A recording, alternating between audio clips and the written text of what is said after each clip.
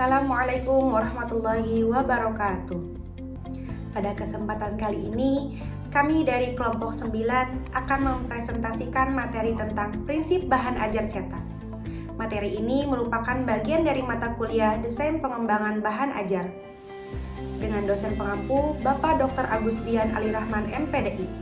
Perkenalkan, nama saya Ayu Syifa Urahma dengan NIM 2003.1.1.03256 dan rekan saya Via Putriana dengan NIM 2023.1.26.1.03272. Kami akan membahas berbagai prinsip yang harus diperhatikan dalam pengembangan bahan ajar cetak, yang akan meliputi perencanaan, desain, hingga implementasi bahan ajar tersebut.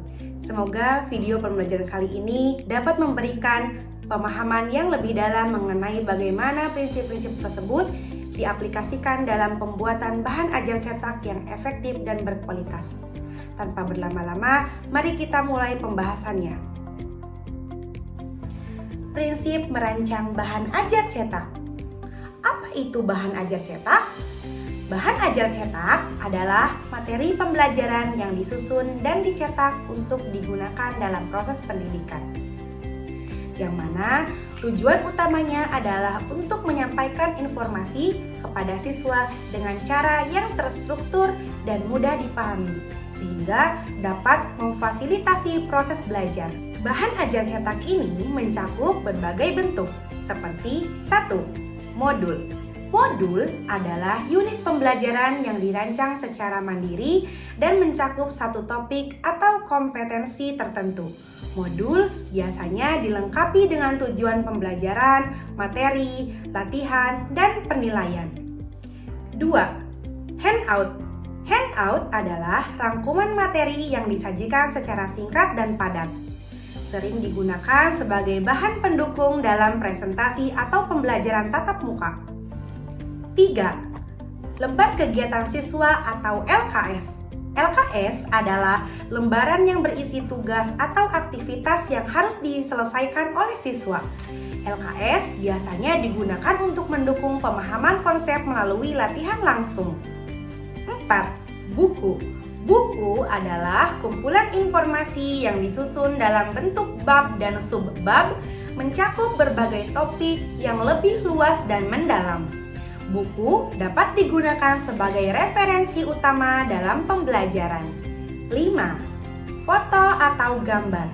Foto atau gambar digunakan untuk memberikan ilustrasi visual yang mendukung pemahaman siswa terhadap materi yang diajarkan.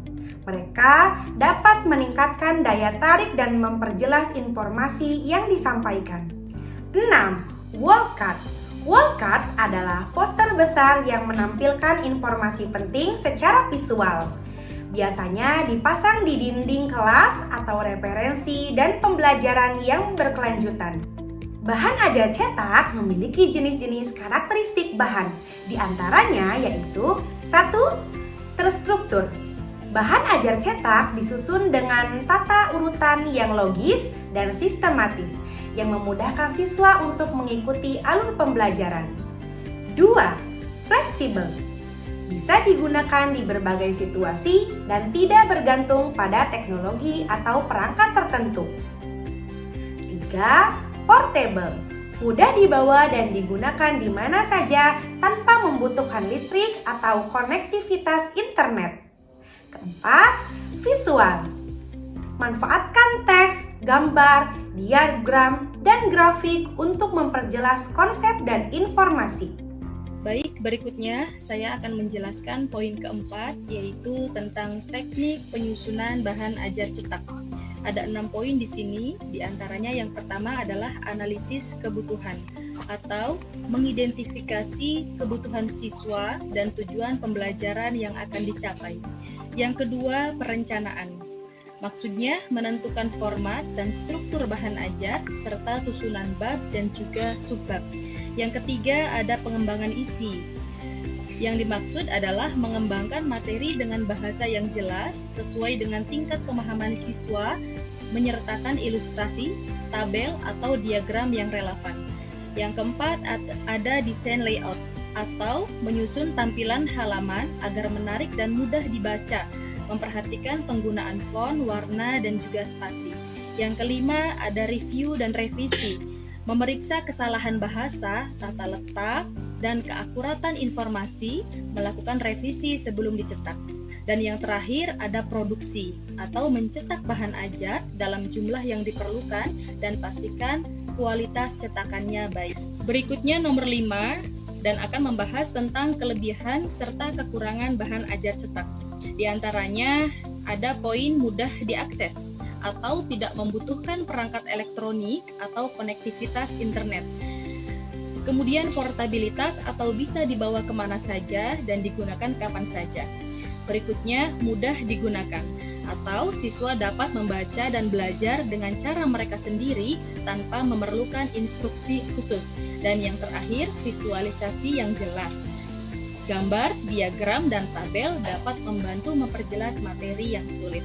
Berikutnya, kekurangan menggunakan bahan ajar cetak. Di antaranya yang pertama, keterbatasan interaktivitas atau tidak dapat menawarkan interaktivitas seperti bahan ajar digital.